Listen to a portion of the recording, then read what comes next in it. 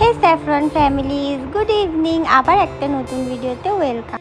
রোজকারের মতন আজকে সন্ধ্যেবেলাও একটা জিনিস খেতে ইচ্ছে করলো, সেটা খাওয়ার জন্য আমরা 7 সমুদ্র পার করে চলে গেলাম মোড়ে। আরে মোড়ে যাইনি, কিন্তু মোর শপে গেছিলাম। গিয়েই প্রথমে চিজ নিলাম। চিজ নিয়েই আমি একটা একটা করে জিনিস লুটপাট করতে থাকলাম। এই দেখে আমার বরের গলা গেল শুকিয়ে, ওই লস্যি খেয়ে নিল। বেরিয়ে চলে গেলাম এগরোল খেতে। দুজনে মিলে এগরোল খেয়ে বেরোতেই দেখি কি বিস্কুট। এই বিস্কুটগুলো দেখে যা লোভ লাগছিল। তারপর গেট পড়েছিল, গেট উঠতেই আমরা আবার বাড়ির পথে যাচ্ছিলাম।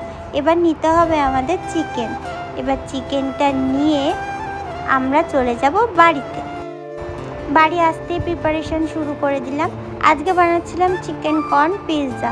পিৎজাটার জন্য সব কিছু রেডি করে সব কিছু সুন্দর করে সাজিয়ে নিচ্ছিলাম। এই চিজটা দেখে পুরো কোলবালিশের মতন লাগছিল, তাই না? ফার্স্ট পিৎজাটা রেডি হয়ে গেল, আর এবার এরাও কাজে লেগে পড়লো আমার সাথে সাথে। আমি কি একা করবো? আমার তো দলবল আছে না কি। তারপর সবাই মিলে সুন্দর করে তাড়াতাড়ি করে পিৎজাটা করে নিলাম, করেই এবার খাওয়ার পালা। Happy pizza day, happy pizza. এটা হচ্ছে সেকেন্ড পিৎজা, যেটা ডেকোরেশন করেছিল বিট্টু। এত চিজ দিয়েছিল, দেখে মনে হচ্ছিল কি পিৎজার গায়ে ঝুল পড়েছে, আর সেগুলো আমরা এক এক করে খাচ্ছিলাম। আমরা গল্প করতে করতে কখন যে 4টে পিৎজা খেয়ে নিলাম নিজেরাই বুঝতে পারলাম না।